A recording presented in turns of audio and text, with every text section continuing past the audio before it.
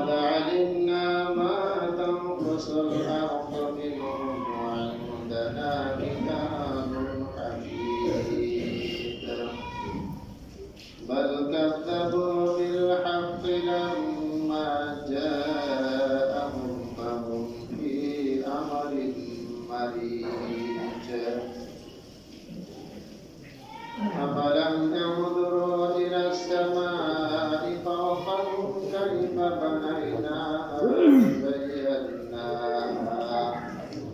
وما لها من فروج والأرض مددناها وألقينا فيها رواسي وأنبتنا فيها من كل زوج بهيج تبصرة وذكرى لكل عبد منيب ونزلنا من السماء ماء مباركا فأنبتنا به جنات وحب الحصيد بارك الله لنا ولكم في القرآن العظيم ونفعنا وإياكم بالآيات والذكر الحكيم إنه تعالى جواد كريم مجيد والرؤوف الرحيم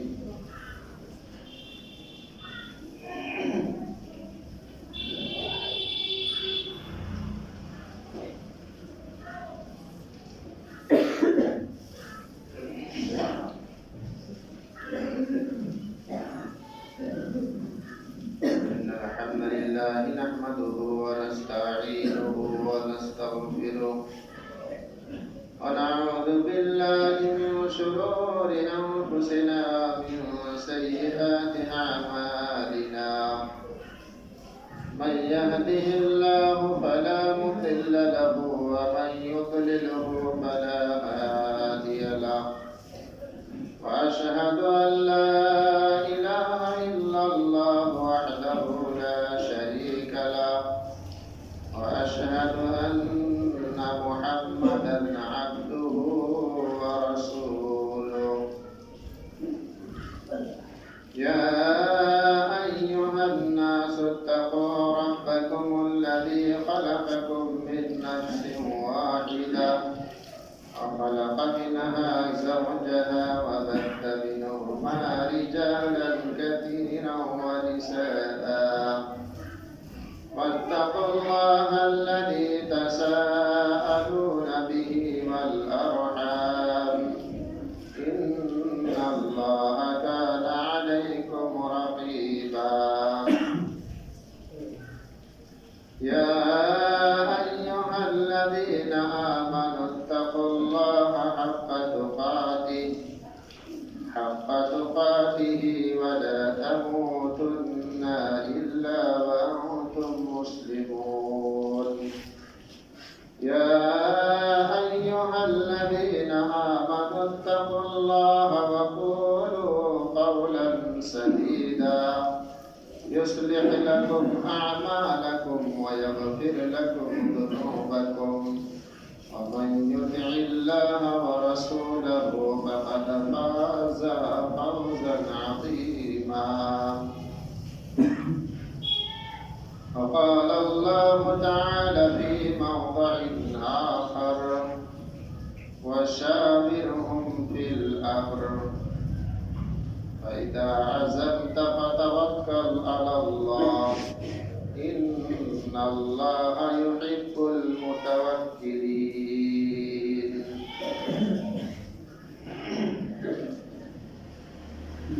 উপস্থিত সম্মানীয় মুসলিমবৃন্দ, আমি আপনাদের সামনে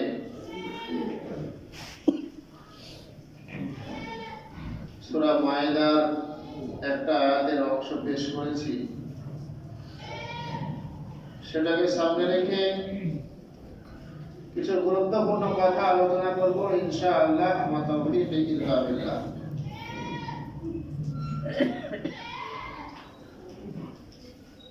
আল্লাহ রাব্বুল আলামিন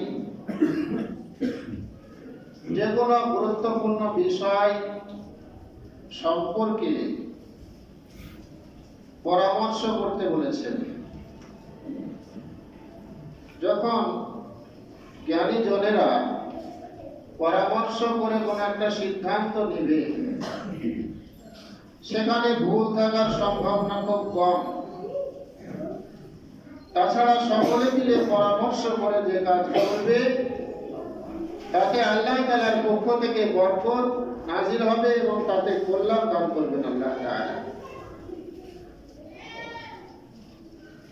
আর যদি আমরা কোনো কাজ একজন মিলে দু একজন মিলে কোনো কাজ করি, তাহলে তাতে ভুল থাকার সম্ভাবনা বেশি। দু একজন চিন্তা ভাবনায় হয়েছে, যত জ্ঞানীগুণী মানুষ সংযুক্ত হবে তত সিদ্ধান্ত আরো ভালো হবে। তো তাতে অল্প একজনে যদি কোনো সিদ্ধান্ত নিই, তাতে ভুল থাকার সম্ভাবনা বেশি বা ভুল না হতেও পারে। এই জন্য আল্লাহ রাব্বুল আলামিন পৃথিবীর সর্বশ্রেষ্ঠ মহামানব নবী মুহাম্মদ মুস্তাফা সাল্লাল্লাহু আলাইহি ওয়াসাল্লামকে আল্লাহ তাআলা সম্বোধন করে বলছেন, ওয়াশাবিরহুম ফিল আমর। যে নবীর উপরে ওহী আসতো, যে নবীর আগেকার পিছনকার সমস্ত গুনাহ খাতা মাফ, পৃথিবীর মধ্যে সর্বশ্রেষ্ঠ মানুষ, সেই মানুষটাকে আল্লাহ তাআলা বলছে, হে নবী মুহাম্মদ, তুমি তাদের সাথে অর্থাৎ তোমার সহচারী সাহাবায়ে কেরামদের সাথে পরামর্শ করো কোন গুরুত্বপূর্ণ বিষয় সম্পর্কে। ভাবতে পেরেছেন? এত বড় একটা বিচক্ষণ মহামানবকে বলা হচ্ছে পরামর্শ করো। তারপর আল্লাহ তাআলা বলছেন, ফাইদা আযামতা ফাতাওয়াক্কাল আলাল্লাহ। আর যখন পরামর্শ করে কোন সিদ্ধান্ত বা কোন দৃঢ় একটা সিদ্ধান্ত বা পদক্ষেপ নেবে, তখন ফাতাওয়াক্কাল আলাল্লাহ, আল্লাহর উপর ভরসা করবে। ইন্নাল্লাহা ইউহিব্বুল মুতাওয়াক্কিলিন। আল্লাহ তাআলা যারা মুতাওয়াক্কিল, আল্লাহর উপর ভরসা রাখে, তাদেরকে আল্লাহ তাআলা পছন্দ করেন।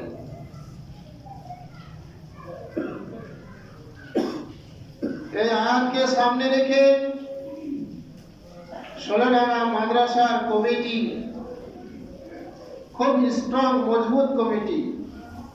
আমরা বিভিন্ন মাদ্রাসায় গিয়েছি, সেখানে হয় মাদ্রাসার কাগজপাতি নাই, আর না তো হিসাব পাতি সেরকম হয় না। তারপরে মাদ্রাসার তেমন কোনো দিক, সব দিক মজবুত পাওয়া যায় না।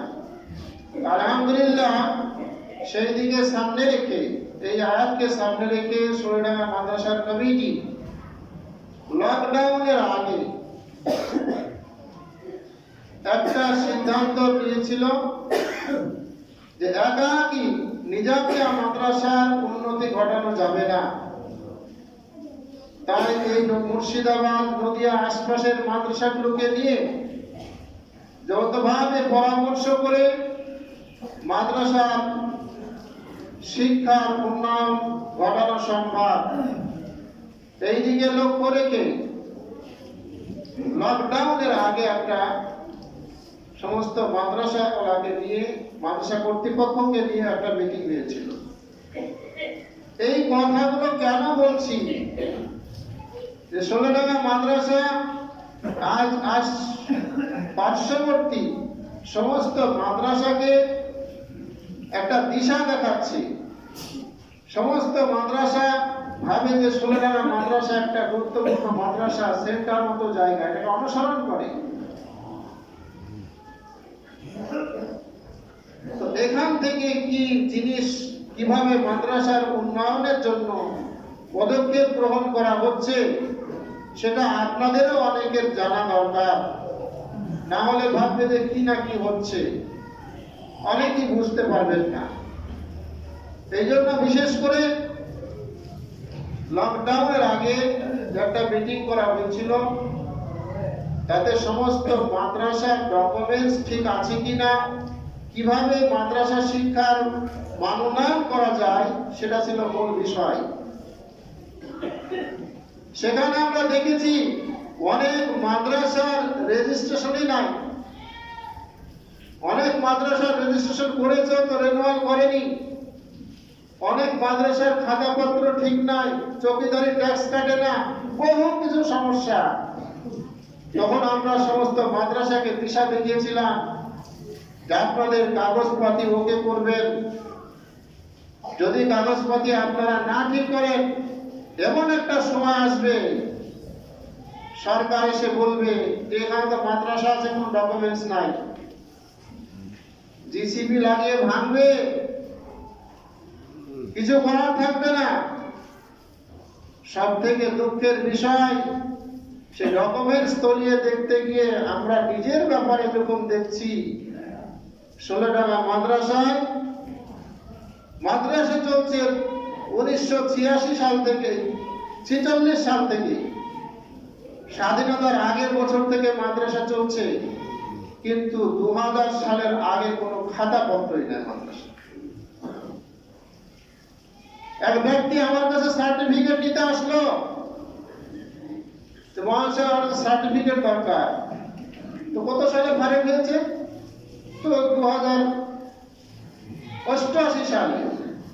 আমি বললাম তাহলে আপনার খাতাপত্র তো নাই, কিভাবে সার্টিফিকেট দেব? তাহলে মাদ্রাসা থেকে যেটা দেওয়া হয়েছিল অরিজিনাল, সেটা আমাকে জমা দিন, তার ভিত্তিতে দিব। তো অরিজিনালটা নাই, বই নাই, নষ্ট হয়ে গেছে। তাহলে আমি কিসের ভিত্তিতে আপনাকে দেব? আমাদের মৌলানা মুস্তাকি মোল্লা সাহেব, ইমানি মোল্লা সাহেবকে ধরে নিয়ে চলে আসছে। আমি বললাম আপনি এখানে পড়েছেন, এ ব্যাপারে আমার সন্দেহ নাই, কিন্তু আপনাকে দিব তো দিবেন কিসের ভিত্তিতে? দিয়ে তো আমি ফেসে যাব। এই হচ্ছে পরিস্থিতি, যেখানে আমরা নিজেকে অনেক কিছু ভাবি, সেখানকার পরিস্থিতি এরকম। তারপরে খাতার তল্লাশি শুরু করলাম, কোনোটা গ্যালারির গদরেজে, কোনোটা সানসেটের উপরে, কোনোটা হেড টিচারের গদরেজে। সেই সমস্ত খাতাপত্র যতদূর পেলাম সাল ভিত্তিক সেটা লিখে সাজিয়ে রাখা হয়েছে। কিছু ছাত্র যেগুলো খাতা নাই সেগুলো তৈরি করা হয়েছে। এই ছিল তখনকার কাজ। আপনারা জানেন এবছর সমস্ত মাদ্রাসা কর্তৃপক্ষ এবং শিক্ষক মন্ডলীকে যে একটা শিক্ষক প্রশিক্ষণের ব্যবস্থা করা হয়েছে। আলহামদুলিল্লাহ 16 টাকা মাদ্রাসার এই ডাকে যথেষ্ট সাড়া দিয়েছে, এবং আমরা এখানে সমস্ত মাদ্রাসাকে একটা দিশা দেখিয়েছি। আমাদের এই উদ্যোগের পরে অনেক মাদ্রাসা টিচার ট্রেনিং এর যে কি প্রয়োজন, এটাকে মনে করে নিজ নিজ মাদ্রাসায়, অনেক মাদ্রাসায় শুরু হয়েছে টিচার ট্রেনিং। আর সেই টিচার ট্রেনিং এর সময় আমাদের একটা সিদ্ধান্ত হয়েছিল যে মাদ্রাসা উন্নতি করতে হলে সমস্ত মাদ্রাসার একই সিলেবাস করতে হবে।